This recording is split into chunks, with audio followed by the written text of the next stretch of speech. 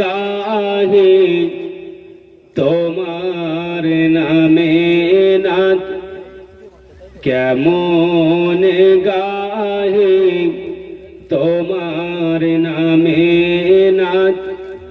নবী রহমত শফিয়ে উম্মত, নবী রহমত শফিয়ে উম্মত। কেমন গাহে তোমার নামে নাথ, নবী রহমত শফিয়ে উম্মত, নবী রহমত শফিয়ে উম্মত। কি গাহিব তোমার প্রশংসা, খোদার পরে তোমার সম্মান। কি গাহিব তোমার গুণগান, খোদার পরে তোমার সম্মান। তোমার শিলায় সৃষ্টি জমিন, তোমার শিলায় আরো জমিন। তুমি তো খোদার সেরা নিয়ামত, নবী রহমত শফিয়ে উম্মত। আল্লাহুম্মা সাল্লি আলা ওয়া আলা আলি সাইয়্যিদিনা।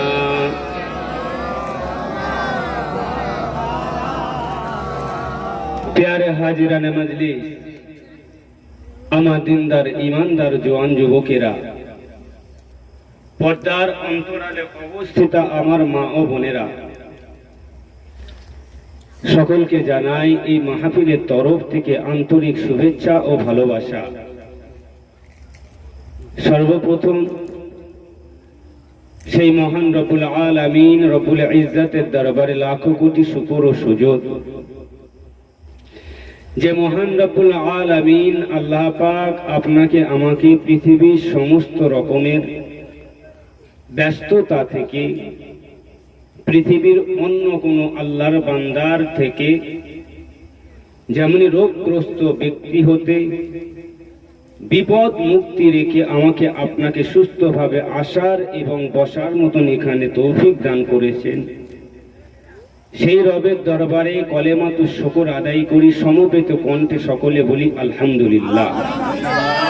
তারপরেই পিয়ারা পয়গম্বর দো জাহানের বাদশাহ সাইয়্যিদুল মুরসালিন রহমাতাল লিল আলামিন হুজুরে পাক সাল্লাল্লাহু আলাইহি ওয়াসাল্লাম হুজুরের উপরে লাখো কোটি দরুদ ও সালাম। আজকের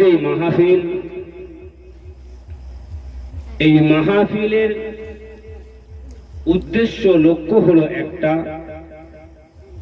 সেই উদ্দেশ্য লক্ষ্য হলো আমরা এখানে যারা বসে আছি, আমাদের পূর্বপুরুষ আত্মীয় স্বজন যারা কবরস্থ হয়েছে, সেই কবর বাড়ির উদ্দেশ্যে, সেই কবরবাসীদের জন্য এই মাহফিল। এই মাহফিলটা করাতে আপনারা খুশি না বেজার? সকলে মিলে বলেন আমরা খুশি। কারণ আমাদের আত্মীয় স্বজন যারা কবরস্থ হয়েছে, আজ না হয় কাল পরবর্তী সময়ে আমরাও সেখানে দাফন হব, আমরাও মারা যাব। আমাদের মারা যাওয়ার পরে, আমাদের ইন্তেকালের পরে আমাদের পরবর্তী প্রজন্ম, আমাদের আওলাদ, আমাদের সন্তান, তারা এই মাহফিল কায়েম করে আমাদের জন্য দোয়া করবে। আমি আলতাফ, আমার পরিবর্তে অন্য আলেম আসবে, সে দোয়া করবে আমার আপনার জন্য, এই কবরবাসীর জন্য। সব মিলিয়ে এই মাহফিলটা একটি সুন্দর বন্ধ ব্যবস্থা। আলহামদুলিল্লাহ, এটাই দরকার ছিল। কারণ এই ঈদের পরে আপনাদের এখানে নয়, অন্যান্য জায়গাতে এই জলসা মাহফিলের পরিবর্তে নাচ গান, ফাংশন, ড্যান্স, হাঙ্গামা অনেক কিছু হয়। বাবাজি, ওই নাচ গান ফাংশনে ঈদের পরে একটা মাস রোজার পরে সেটাতে সওয়াব না সওয়াব নেই? সওয়াবের পরিবর্তে গুনাহ। এটাতে কোনো গুনাহের খবর আছে? কোনো গুনাহের খবর নাই। একটা মাস রোজার পরে আমাদের মধ্যে এমন মুসলমান আছে যাদের মধ্যে এই সমস্ত কীর্তিকিলাপ দেখা যায়, যেটা আমার আল্লাহকে অখুশি করে, যেটা আমার রসুলকে অখুশি করে। আল্লাহকে খুশি করার জন্যই মাঘে রমজানের একটা মাস অনাহারে কাটিয়েছি। সেই মুসলমান কি করে আবার ঈদ বাদ আল্লাহকে অখুশি করার জন্য নাচ গান করে? একটুখানি বোঝার চেষ্টা করেন, একটু বোঝেন। একটা মাস যেই আল্লাহকে খুশি করার জন্য অনাহারে ছিলাম, পানি পিপাসায় বুকটা ফেটে যাচ্ছিল, তথাপিও সামনে পানি থাকা সত্ত্বেও খাইনি। কারণ তাকে খুশি করতে হবে, তাকে খুশি করব। আবার সেই বান্দায় এই ঈদের পরে নাচ গান হই হুল্লো কি করে করে মাথায় আসে না। এই আমি গতকালকের হাওড়া জেলার 58 গেটে জলসায় যাচ্ছিলাম। আমি দেখলাম যে অঙ্কুরহাটি নামে একটা জায়গা, ওখানের মুসলমানরা একটা মাস রোজা করেছে, একটা মাস আল্লাহর ইবাদত করেছে, লাইলাতুল কদর পেয়েছে, দোয়া কবুলের সময় পেয়েছে। কিন্তু আফসোসের ব্যাপার, দেখা গেল ওখানের মুসলমানেরা ঈদের পরে বড় স্টেজ লাইটিং বিরাট কারবার করেছে। করে কি হচ্ছে, কোথা থেকে সিনেমা আর্টিস্ট এনেছে, কোথা থেকে কোন হিরো নায়িকা এনেছে, এনে কি হচ্ছে, ফাংশন হচ্ছে, বিরাট বড় আয়োজন। আচ্ছা বলেন, এদের যে এই রোজাটা আপনার কি মনে হয় আল্লাহর দরবারে পৌঁছাবে, আল্লাহকে খুশি করতে পারবে এই রোজা? শয়তান দেখে বলবে, আল্লাহ আপনার এই বান্দাগুলো যে রোজার কোয়ালিটি, আপনাকে খুশি করার যে কোয়ালিটি, এদের কথা ভেবে তো আমার লাল হলুদের তার ফিউজ হয়ে যাচ্ছে। এদেরকে আপনি কোন সাজায় মারবেন? এরা কোন কোয়ালিটির মুসলমান যে আপনাকে খুশি করার জন্য বুক ফাটিয়েছে, পানি পিপাসায়, তারপরেও পানি খায়নি? এরাই এই নাচ গান মাহফিল করেছে, নাচ গান অনুষ্ঠান করেছে। এরা কোন কোয়ালিটির মুসলমান?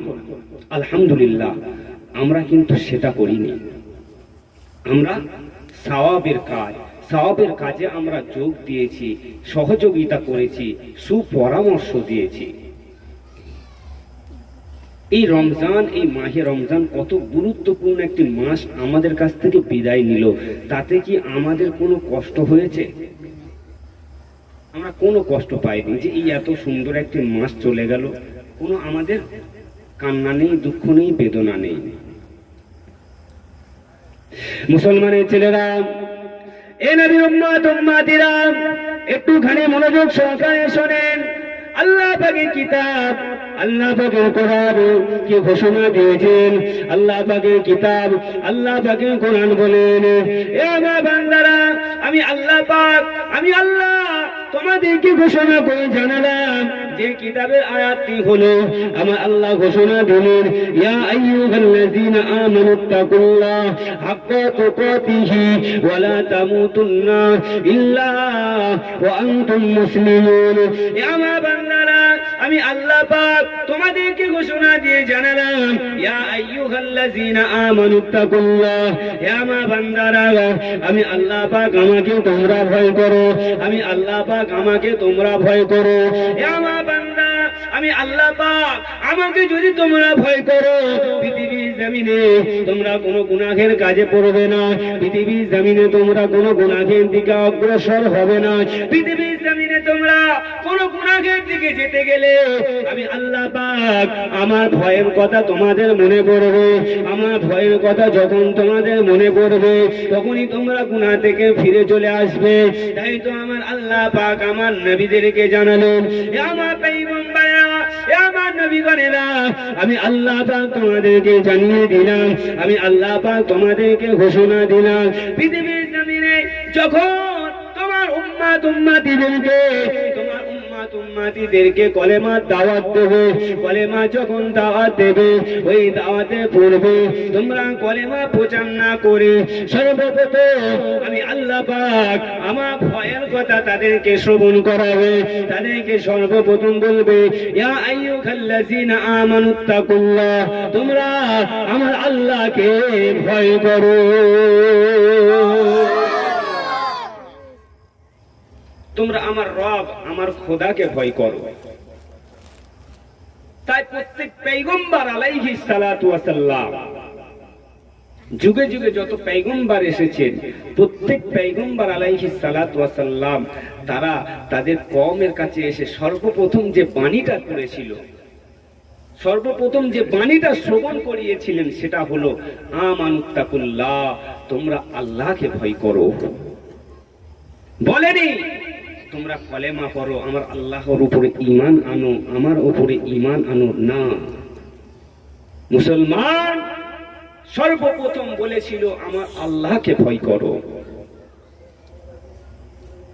মুসলমানের ছেলেরা এ নবীর উম্মাতিরা একটুখানি শুনে রেখে দাও আল্লাহ পাকে এই আয়াতটি দ্বারা কি ঘোষণা দিলেন।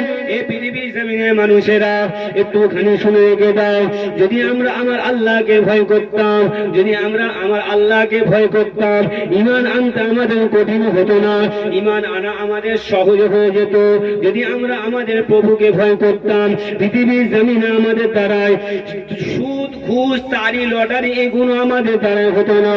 যদি আমরা আমাদের রবকে, আমরা আমাদের খোদাকে, আমরা আমাদের প্রভুকে ভয় করতাম, না না না, পৃথিবীর জমিনে আমাদের দ্বারা কোনো জুয়াদারি লটারি হতো না, না না না, ঈদ পাল আমাদের দ্বারা কোনো নাচ গান হতো না, না না না, ঈদের সময় ঈদের দিন আমাদের দ্বারা কোনো মদের বোতল গালে উঠতো না।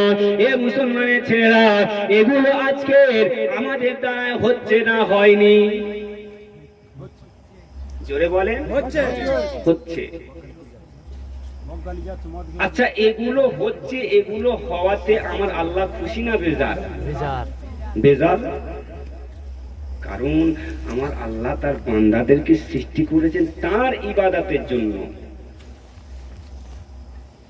আমার আল্লাহ পাক বহু জায়গাতে কোরআন মাজিদের মধ্যে ঘোষণা দিয়েছেন, এ নবীর উম্মাতিরা আমার আল্লাহ কি ঘোষণা দিয়ে জানালেন, আমার বান্দারা তোমরা শুনে রেখে দাও, আমি আল্লাহ পাক তোমাদেরকে কত সুন্দর করে সৃষ্টি করেছি, আমি আল্লাহ পাক তোমাদেরকে কত সুন্দর করে সৃষ্টি করলাম। লাকাদ খলাকনাল ইনসানা ফি আহসানি তাকওয়িম, আমি আল্লাহ পাক তোমাদেরকে উত্তম আকৃতিতে সৃষ্টি করেছি। ওই তো মিস্টার ডারউইনিয়ান তিনি কি বলেছিল, না পৃথিবীর জমিনে মানুষেরা তারা সৃষ্টি হয়েছে বানর থেকে, তারা সৃষ্টি হয়েছে বাঁদর থেকে, ওটা তো ইহুদি জাতির চক্রান্ত। আজও ওই ইহুদি জাতির চক্রান্ত মুসলমানদের প্রতি, মুসলমানদের শেষ করার প্রতি, ইসলামকে ধ্বংস করার প্রতি। এই মুসলমান যদি জানতো যে ওই আমরা তো বানর থেকে সৃষ্টি, না না না, আমরা আদম থেকে সৃষ্টি নয়, আমরা হাওয়া থেকে সৃষ্টি নয়, আমরা ওই তো বাঁদর থেকে সৃষ্টি, আমাদের বাঁদর প্রজন্ম, আমরা বাঁদরের জাতি। না না না, যদি আমরা বাঁদরের জাতি হতাম, আজ আমার রব, আমার খোদা, আমার প্রভু তাহলে ঘোষণা দিত না, লাকাদ খলাকনাল ইনসানা ফি আহসানি তাকওয়িম। যদি আমার আল্লাহ পাক বাঁদর থেকে আমাদেরকে সৃষ্টি করত, তাহলে গর্ব করে অহংকার করে তার ফারিস্তার সম্মুখে বলতো না, আমি আমার বান্দাদেরকে সৃষ্টি করেছি, আমি আল্লাহ আমার ইবাদতের জন্য। কিন্তু আমার আল্লাহ পাক গর্ব করে অহংকার করে তার ফারিস্তাদের সম্মুখে বলেছিল, এ আমার ফারিস্তারা, তোমরা বলো কিনা মানব জাতি সৃষ্টি করো না, তোমরা বলো কিনা মানব জাতি সৃষ্টি করো না। না না না, আমি আল্লাহ পাক যেটা সিদ্ধান্ত নিয়েছি ওই সিদ্ধান্তটা বহাল থাকবে, ওই সিদ্ধান্তটাই দৃঢ় থাকবে। কারণ আমি আল্লাহ পাক আমার বান্দাদেরকে উত্তম আকৃতিতে সৃষ্টি করেছি, সুন্দর করে সৃষ্টি করেছি, যাতে করে ওই বান্দারা আমি আল্লাহ পাক আমার ইবাদত করে। সুন্দর করে সৃষ্টি করেছি, উত্তম আকৃতিতে সৃষ্টি করেছি। মিস্টার ডারউইনিয়ান সে বলেছিল যে বাঁদর থেকে সৃষ্টি না, আমি আল্লাহ আমার বান্দাদেরকে উত্তম আকৃতিতে সুন্দর করে সৃষ্টি করেছি। আল্লাহর কোন বান্দা বলতে পারবে যে আমি উত্তম আকৃতিতে সৃষ্টি নয়? কিসের অভাব তোমার রয়েছে? দুটো হাত আল্লাহ দিয়েছে, দুটো চোখ দিয়েছে, আপনার শরীরের গঠন কত সুন্দর দিয়েছে। আল্লাহর এই নিয়ামতের থেকে একটা নিয়ামত যদি আপনার ছুটে যায়, কত কষ্ট, কত পেরেশানি। দেখেন তো, আপনার দুটো হাতের জায়গায় একটা হাত কেটে গেলে কত অসুবিধা। আপনার দুটো পায়ের থেকে একটা পা ছোট হোক, সেই কত অসুবিধা। আপনার দুটো চোখ থেকে একটা চোখ নষ্ট হয়ে যাক, কত অসুবিধা। একটুখানি আল্লাহ পাকের নিয়ামতের কথা চিন্তা করেন, ভাবে এগুলো কে দিল, কে দান করলো, কিসের জন্য দিল? বান্দা, আল্লাহ পাক তার ইবাদতের জন্যই আল্লাহ পাক দিয়েছে। আর বান্দা আজকে সেই আল্লাহ পাকের নাফরমানি, সেই আল্লাহর নাফরমানি। মুসলমানের ছেলেরা, এ নবীর উম্মত উম্মাতিরা, আজ যদি আমরা ওই আল্লাহ পাকের নাফরমানি করি, আজ যদি আমরা ওই প্রভুর নাফরমানি করি, সীমা লঙ্ঘন করতে থাকি, পৃথিবীর জমিনে কি আমরা বাহাদুরি করে চলাফেরা করলাম? না না না না না, আমাদেরকে কি কবর পর্যন্ত যেতে হবে না? এ নবীর উম্মত উম্মাতিরা, আজ যদি আমরা এভাবে চলাফেরা করি, আর আমাদের কি কবরে যেতে হবে না। তুমি তোমার পিছনের দিকে তাকিয়ে দেখো, যে পিতা তোমাকে জন্ম দিয়েছিল, যে মাতা তোমাকে জন্ম করেছিল, জন্ম দিয়েছিল, গর্ভের মধ্যে ধারণ করেছিল, কত কষ্ট, কত বেদনা সে তারপরে দুনিয়া জমিনে প্রেরণ করিয়েছিল।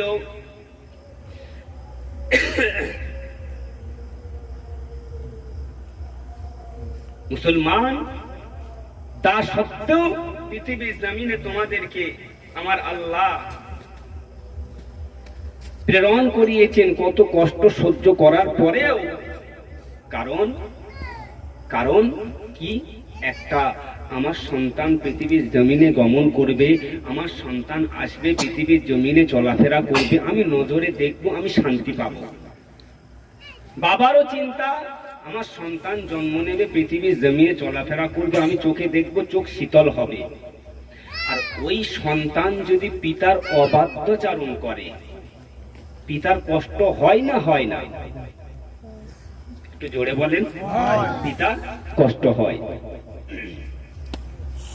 পিতার যদি কষ্ট হয়, যেই প্রভু, যেই রব আজ আমাদেরকে সৃষ্টি করলেন, সেই প্রভু, সেই রবের ইবাদত না করে, উপাসনা না করে যদি আমরা সীমা লঙ্ঘন করি, সেই প্রভুর রাগ হয় না, কষ্ট হয় না? জোরে বলেন। কষ্ট হয়, রাগ হয়। মুসলমানের ছেলেরা, এ নবীর উম্মত উম্মাতিরা, আজ যদি পৃথিবীর জমিনে এমন করে আমরা চলাফেরা করি, ওই প্রভুর রাগ হয়, ওই প্রভুর কষ্ট হয়, ওই প্রভুর বেদনা হয়। আজ আমি আমার বান্দাদেরকে সৃষ্টি করলাম, আমি আমার বান্দাদেরকে সৃষ্টি করলাম আমার ইবাদতের জন্য, আমার উপাসনার জন্য। না না না, আমার বান্দা আমার ইবাদত করে না, আমার বান্দা আমার উপাসনা করে না। এ পৃথিবীর জমিনের মানুষেরা, আমার আল্লাহ ওই বান্দাকে, যেই বান্দা পৃথিবীর জমিনে সীমা লঙ্ঘন করলো, আমার আল্লাহ পাক জুয়াকে হারাম করেছে, তাসকে হারাম করেছে, লটারিকে হারাম করেছে, মদকে হারাম করেছে। পৃথিবীর জমিনের হারাম বস্তুগুলো আমাদের জন্য নিষেধ করা হয়েছে। ওই নিষেধকৃত বস্তুর সাথে যদি আমাদের সম্পর্ক থাকে, তাহলে আটটুখানি জানান, আমার আল্লাহ পাক যেগুলো নিষেধ করলো সেগুলো যদি আমরা বেশি বেশি করি, আমার আল্লাহ আমাদের উপরে রাগান্বিত হবে। এ নবীর উম্মত উম্মতিরা, আল্লাহ পাকের নবী, আল্লাহ পাকের হাবিব, আল্লাহ পাকের নবী বলেছিলেন, ও আমার সাহাবীরা শুনে রেখে দাও, আমি রাসূলুল্লাহ তোমাদেরকে আমার পূর্ব পয়গম্বর আলাইহিস সালাতু ওয়াস সালামের একটি ওয়াকিয়া তোমাদেরকে বলি, তোমাদেরকে জানাই। আল্লাহ পাকের নবী, আল্লাহ পাকের রাসূল সাহাবীদেরকে ডাক দিয়ে বললেন, ও আমার সাহাবীরা, ওই ওয়াকিয়াটা হলো নবী দাউদ আলাইহিস সালাতু ওয়াস সালাম। কি নবী? দাউদ। এই নবীর নাম শুনেছেন তো পূর্বে? এই নবীর নাম পূর্বের পয়গম্বর আলাইহিস সালাতু ওয়াস সালাম এবং তার পরের পয়গম্বর আলাইহিস সালাতু ওয়াস সালামরা ঘোষণা দিয়েছে। শুধু তারা নয়, আল্লাহ কুরআনুল মাজিদের মধ্যেও ঘোষণা দিয়েছেন যে নবী দাউদ আলাইহিস সালাতু ওয়াস সালাম এত একজন সৌন্দর্যপূর্ণ পয়গম্বর ছিল, যার কণ্ঠস্বর এত সৌন্দর্য ছিল, তার কণ্ঠেতে এত সুন্দর তেলাওয়াত ছিল, তার তেলাওয়াতে সমুদ্রের মাছগুলো বিচরণ করে তার তেলাওয়াত শুনতে আসতো। একটু হয় না সুবহানাল্লাহ? তাহলে কত সুন্দর তার তেলাওয়াত ছিল। সাধারণত আমরা মক্কার ইমামদের আলোচনা শুনলে, মক্কার ইমামদের কোরআন শুনলে আমাদের চোখে পানি চলে আসে, কত সুন্দর তিলাওয়াত। আলহামদুলিল্লাহ, আমি গুনাহগার 2018 সালে মক্কা শরীফ হজের উদ্দেশ্যে আম্মাজানকে নিয়ে গিয়েছিলাম। আমার খুব ইচ্ছা ছিল, আশা ছিল যে একদিন আল্লাহ যদি কবুল করেন, কারি আব্দুর রহমান আস-সুদাইস, যিনি কাবা বাইতুল্লাহর প্রধান ইমাম, আব্দুর রহমান আস-সুদাইসের পিছনে নামাজ আদায় করব। আল্লাহ কবুল করলেন। ওনার দায়িত্ব ছিল ইশার ওয়াক্তে নামাজ পড়া। ইশার ওয়াক্তে উনি নামাজ পড়াতেন। তো আমি এশা পর্যন্ত অপেক্ষা করে এশার নামাজ আদায় করি। আমরা মোবাইলে যতটা যেরকম শুনি যে মধু পাই, অরিজিনাল কানে শোনাটা তাহলে আরো কতটা সুন্দর। উনি তেলাওয়াত করছিলেন, উনি তেলাওয়াত করছিলেন, তেলাওয়াত কালে এই সূরাটাই ঠিক তেলাওয়াত করছিলেন, হাল আতাকা হাদিসুল গাশিয়া। এই সূরার প্রথমেই বলা হয়েছে হাল, অর্থাৎ প্রশ্ন করা হয়েছে, আতাকাল হাদিসুল গাশিয়া, যে তোমরা কি কিয়ামত সম্পর্কে কোনো সংবাদ পাওনি? প্রশ্ন। এই সূরাটা তেলাওয়াত করছেন, আমি শুনছি, আমি আলেম হিসাবে যতটা মানে মতলব বুঝি, কিন্তু যারা আরবিয়ান তারা আরো ভালো বোঝে। আরবিয়ান যারা, আমার পাশে কিছু লোক নামাজ পড়ছে, নামাজ আদায় করছে, নামাজ পড়তে পড়তে দেখলাম যেমন খুব কষ্টে কাঁদে, ঝরঝর ঝরঝর করে কাঁদছে, ফুঁপিয়ে ফুঁপিয়ে কেঁপে উঠছে, খুব জোরে জোরে কাঁদছে। আমি নামাজ পড়তে পড়তে ভাবলাম, এর কি মোটামুটি বাড়ি থেকে কোনো মরণ খবর পেয়েছে, তার জন্য কাঁদছে। নামাজ শেষে দেখলাম আর কান্না নেই। আমিও ভাবলাম কিসের জন্য কাঁদছে। সামনে থেকে কান্নার আওয়াজ, পিছন থেকে কান্নার আওয়াজ, তাদের কান্নার আওয়াজে বুঝি না বুঝি আমারও চোখ থেকে অটোমেটিকলি পানি আসছে। এত সুন্দর মধুময় তেলাওয়াত। ওই কারি আব্দুর রহমান সুদাইসের ওই তেলাওয়াত যদি অত সুন্দর লাগে, তাহলে আমার আল্লাহ যাকে কোরআন ও মাজিদে ঘোষণা দিয়ে জানালেন যে আমি আল্লাহ নবী দাউদ আলাইহিস সালাতু ওয়াস সালামের কণ্ঠের মধ্যে আমি আল্লাহ জাদুময় তেলাওয়াত দান করেছি। ওই নবী দাউদ তেলাওয়াত করছেন, তার তেলাওয়াত কত সুন্দর, কত সুন্দর। মুসলমানের ছেলেরা, এ নবীর উম্মত উম্মাতিরা, আমার বলার উদ্দেশ্য হলো পৃথিবীর জমিনে আমরা যদি এমনই সীমা লঙ্ঘন করে থাকি, এমনই সীমা লঙ্ঘন করতে থাকি, নবী দাউদ আলাইহিস সালাতু ওয়াস সালামের কথাটা বলার উদ্দেশ্য হলো আল্লাহ পাকের নবী দাউদ আলাইহিস সালাতু ওয়াস সালাম জাবুর শরীফ তেলাওয়াত করছেন, আর ওই তেলাওয়াত কালে মাছগুলো যখন বিচারণ করে নবী দাউদ আলাইহিস সালাতু ওয়াস সালামের তেলাওয়াত শুনতে এলেন। আর সেই সময়কার জেলেরা, ওই সময়ের জেলেরা দেখতে পেল ওই সময়ে একত্রিত হয়েছে মাছগুলো। যখন তেলাওয়াত করতে শুনতে এলো, একটু মাছগুলো একত্রিত হয়েছে, ওই মাছগুলোকে জেলেগুলো ধরার জন্য সরঞ্জাম তৈরি করছে। একটু দূর শরীফ পড়েন, আল্লাহুম্মা সাল্লি আলা সাইয়্যিদিনা মুহাম্মদ ওয়া আলা আলি সাইয়্যিদিনা। এই এটা সিলিং দিতে পারলাম, সিলিং দিতে বোতল বুঝিয়ে দিতে একটা। হে রাসূল তোমায় ভালোবাসি, অন্তরে শুধুই মুখে নয়, জান্নাতের আশায় নয় হে রাসূল, জাহান্নাম কেউ ডরি না, জান্নাতের আশায় নয় হে রাসূল,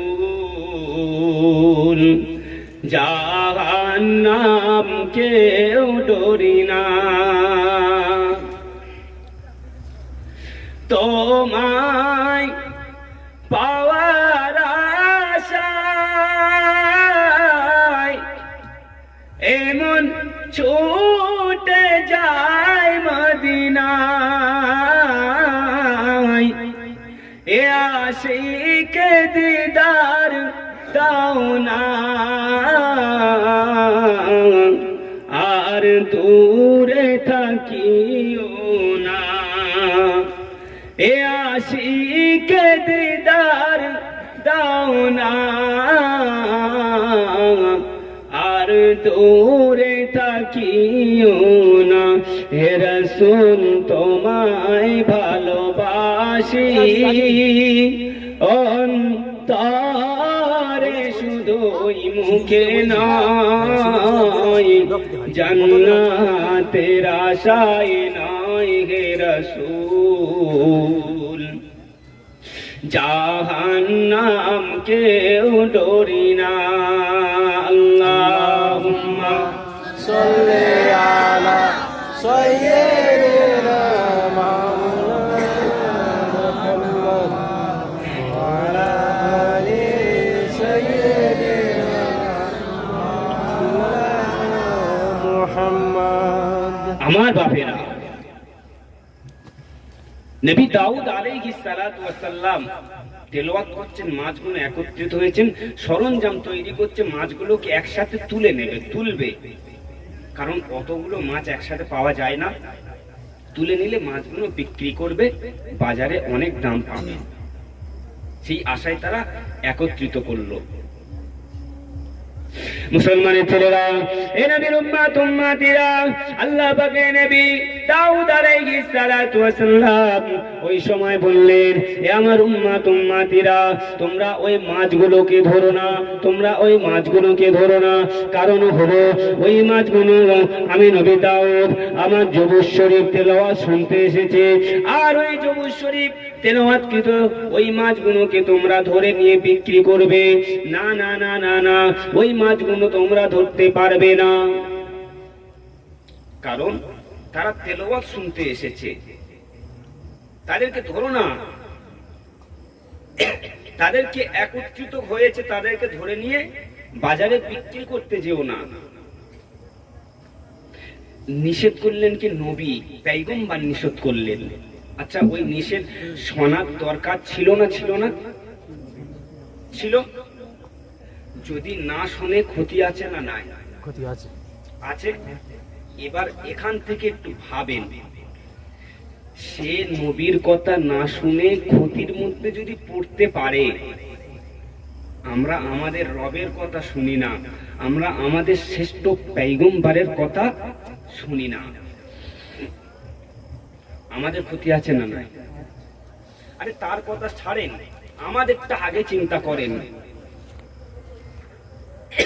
আমার খিদে পেলে আমার পেটে কষ্ট হয়, আমার খিদেতে আপনার কষ্ট হয় না।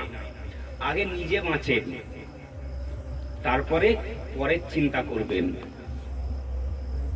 মুসলমানের ছেলেরা, এ নবীর উম্মাতিরা, নবী পয়গম্বর দাউদ আলাইহিস সালাতু ওয়াস সালাম কি বলেছিল? তোমরা মাছগুলোকে ধরো না। যদি মাছগুলোকে তোমরা ধরো, তাহলে তোমাদের কি হবে? ওই জবুর শরীফ আল্লাহ পাকের কিতাব শ্রবণ করার কারণে তোমরা লানতে পড়ে যাবে, তোমরা লানতে পড়বে, ধরো না। ওয়ার্নিং দিলেন। ওয়ার্নিং দেওয়ার সাথে কি করেছিল? যে আজকে জবুর শরীফ তেলাওয়াত করছে, উনি জবুর শরীফ তেলাওয়াত করা থেকে দূরে সরে গেলে আমরা ওই মাছগুলোকে ঘের দিয়ে, জাল দিয়ে আটকে রেখে দেবো, মাছগুলোকে বার হতে দেব না। এরকম হয় না? মাছগুলোকে ওই জায়গা থেকে বার হতে দেব না, ঘিরে রেখে দেব। এরা নবীর উম্মাতিরা, দাউদ আলাইহিস সালাতু ওয়াস সালামের উম্মাতগণেরা যখন এই চিন্তা ভাবনা করলো, নবী দাউদ আলাইহিস সালাতু ওয়াস সালাম তারপরে ওয়ার্নিং দিয়েছিল, এ আমার উম্মাতিরা, তোমরা এই কাজ করো না, তোমরা ওই মাছগুলোকে আবার ধরে রেখো না, ওই মাছগুলোকে ধরে রেখে আবার তোমরা ওই বাজারের মধ্যে বিক্রি করবে। না না না না না, ওই মাছগুলোর উপরে আমার আল্লাহ পাক খুশি হয়েছে, ওই মাছগুলোর উপরে আমার আল্লাহ পাক রাজি হয়েছে। ওই মাছগুলোকে যদি তোমরা পাকড়াও করো, ওই মাছগুলোকে যদি তোমরা ধরে নাও, তাহলে আমার আল্লাহ পাক অখুশি হবে, তাহলে আমার আল্লাহ পাক তোমাদের উপরে নারাজ হবে। আজ আমরা এখানে আল্লাহ পাকের কিতাব শুনতে এসেছি, আমাদের উপরে যদি কেউ আক্রমণ করে, আমার আল্লাহ তাদের উপরে অখুশি হবে, তাদের উপরে নারাজ হবে। এই মাহফিল চলাকালীন, এই মাহফিল তো আমরা আয়োজন করেছি, এই আয়োজনে বাধা দিয়ে কেউ যদি কাবালি ড্যান্স হাঙ্গামা অনুষ্ঠান শুরু করে, আমার আল্লাহ যেমন তাদের উপরে নারাজ হবে, সেই হেতু আমার আল্লাহ পাক তাদের উপরে নারাজ হয়ে আমার আল্লাহ বলেছিল, এ নবী দাউদ, তুমি তাদেরকে সতর্ক করো, সতর্ক করে দাও। তুমি দুবার সতর্ক করেছো, লাস্ট সতর্ক করো কি?